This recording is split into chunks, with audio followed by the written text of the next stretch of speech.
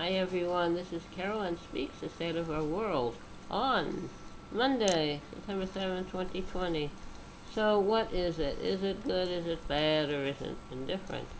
Well, we can check it out a little bit. The coronavirus is still with us, unfortunately. As of earlier this evening, we had 6,323,565 confirmed cases in the U.S. Wow. And we also have, as of earlier this evening, 190,327 people who have passed away from this virus. All these unnecessary fatalities because of a President Trump and his administration that have not doing anything to protect us. They did not declare a national lockdown when it started here, when it arrived here. They did not issue a national mask mandate to wear a mask, or a national mandate to do social distancing, or a national mandate to only go out when you need to, and a national mandate to gather all the equipment we need, personal protective equipment, and ventilators and respirators. And also we didn't get a national mandate for personal protective equipment, for tests, all kinds of things. We needed a national plan knowing exactly who got tested and what the results were, and that never happened. We have a hodgepodge of plans of testing all kinds of stuff. Trump left it up to the governors to help their people, not realizing that he's the president for all of us, not some of us. Everyone needs to be tested. Someone tests positive, you isolate them, get them well, and trace their contacts. If any contact that tests positive, you isolate them, get them well, and trace their contacts, and so on and so forth. You don't open the schools at any level, elementary, junior, senior, high, college, graduate school. You don't open the schools at all until it's safe to do so. And you don't let businesses stay open that are not safe, that end up creating a place where people are going to get the virus and die from the virus. So we need to really watch that. And we need to provide all students in the country with all the technology and equipment they need so they can do virtual learning from their homes, get them computers, get them any other thing they need to do this successfully, and also get them high-speed internet so that they can do this, which means giving school districts the money they need to do this, the rural areas the money they need to do this, and get it done. I don't see anything wrong with virtual learning. Better be not up to date on your studies and alive than up to date on your studies and no longer alive. So that's what I believe.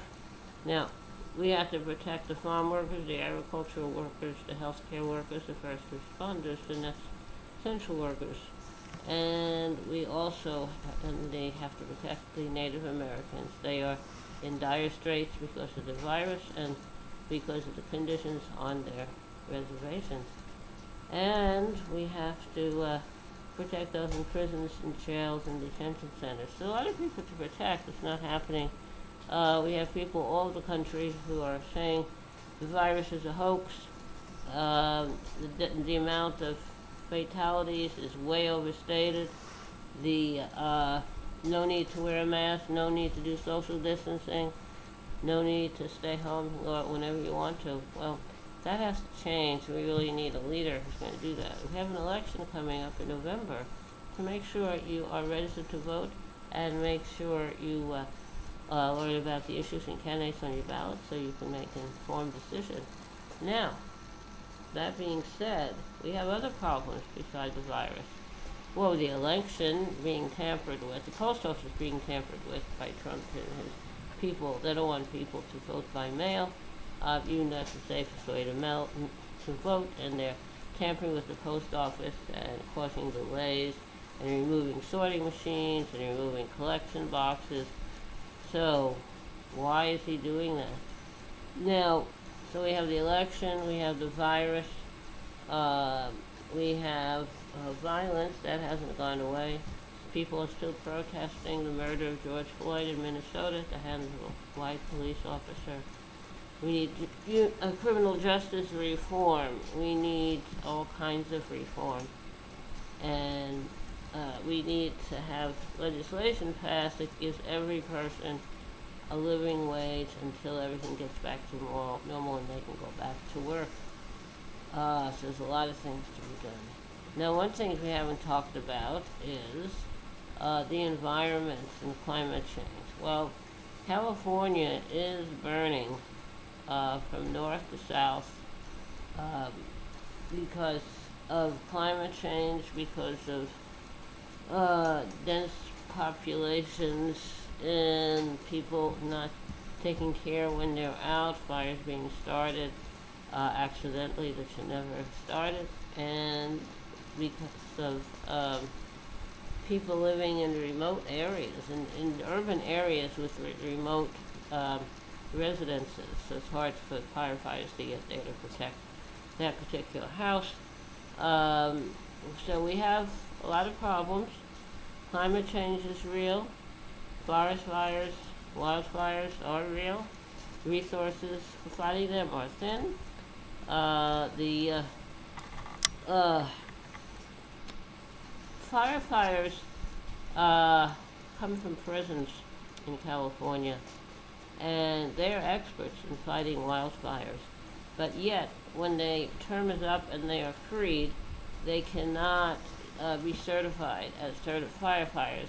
They need certain certifications which they can't get. I don't understand why California is doing that. And then they can go out and be paid a decent wage for being a firefighter. So what's that all about? Well, I don't know. But we have these wildfires. We also have a terrible heat wave going on in the West Coast, especially in California, where temperatures over 120 degrees in some places. So, caused by climate change.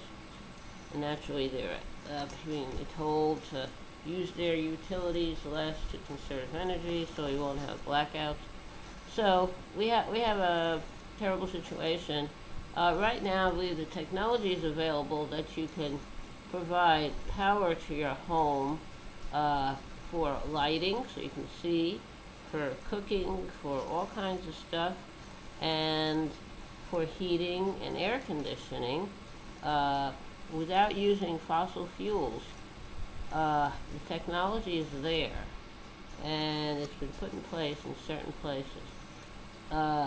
We do have areas that have rapid transit. They use electricity. The rails are electric, and they don't use fossil fuels.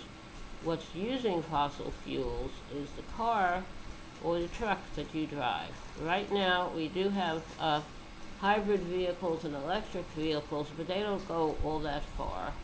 And we still need these fossil fuels, oil, to fill your tank so you can drive wherever you need to drive. But there is a glut of the oil and gas in the world because of the virus and the economy gone downhill. People aren't driving that much, and so there's lots of fossil fuels out there that have been extracted that are sitting in tankers in the oceans around the world, and yet the oil and gas industry is still trying to get permits to get more oil and more gas, especially in wildlife refuges. So what's that all about? There's so much, we're awash in oil and gas. Why do they need more? I don't understand. But that's the way it is. We have an election coming up. You have to vote. You have to be informed of the issues and the candidates. Things will change if people vote. People get organized. There's no reason to sit out an election. You have to vote your choice, vote your conscience. And we have to really get someone in charge who will have a national lockdown, national wearing of masks, national social distancing, national testing plan. Otherwise, we're never going to get out of this virus. That's what I believe. We have to do this. Okay. Now, how would you like to have a little song? Okay. The song I'd like to sing is called The Water is Wide. Yesterday I didn't get to do a song because I made a mistake. I stopped recording. I meant to pause, and I ended up stopping, and so I decided just not to record a song last night. But this evening, we'll have a song. All right, here we go. The Water is Wide. I don't know who wrote it, but I do know it's a very old song. And I think I know most of the words, so here we go. Oh, the water is wide, I cannot cross over, and neither have I wings to fly. But give me a boat that can carry two, and both shall row, my love and I. I leaned my back up against an oak. I thought it was a trusty tree, but first it bended and then it broke, as did my false Lord to me. Oh, love is sweet and love is fair, fair as the dew when first it is new. But love grows old and waxes cold and fades away like the morning dew. Okay, that's The Water's Wide. Hope you liked it. Thank you for tuning in this evening, September 7th, 2020, for another meeting of Carol Ann Speaks, State of Our World. And please come back tomorrow, and we'll have another meeting. And remember to stay safe, take care of yourself and others, and wear that mask and practice social distancing and only go out when you have to, okay? Now, thank you very much. Remember, kindness goes a long, long way. Kindness goes a very long way. Good night, all. Thank you. Bye-bye.